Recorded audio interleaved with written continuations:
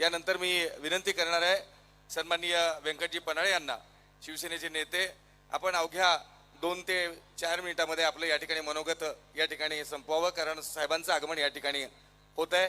कृपया आपण आपल्या वेळेमध्ये आपलं मनोगत संपवावं। आदरणीय व्यंकटरावजी पन्हाळे सर।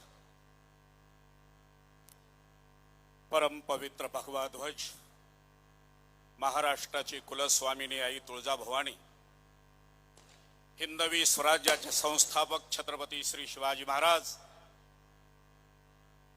वंदनीय हिंदू हृदय सम्राट शिवसेना प्रमुख बाळासाहेब ठाकरे आणि श्रद्धेय आनंदजी दिघे साहेबांना मानाचा मुजरा करून मी या ठिकाणी माझं मनोगत व्यक्त करतो।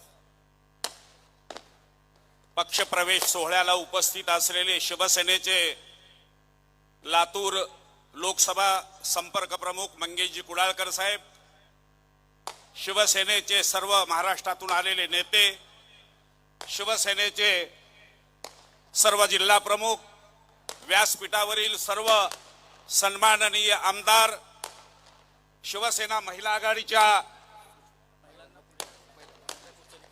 सर्व जिल्हा प्रमुख,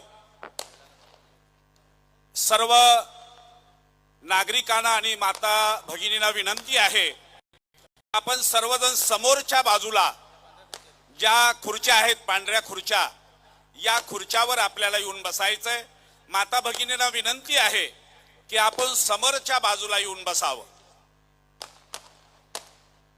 शिवसेनेची ओळख हिंदू हृदय सम्राट शिवसेना प्रमुख बाळासाहेब ठाकरे यांनी या महाराष्ट्राला, सर्वसामान्यांची संघटना म्हणजे शिवसेना,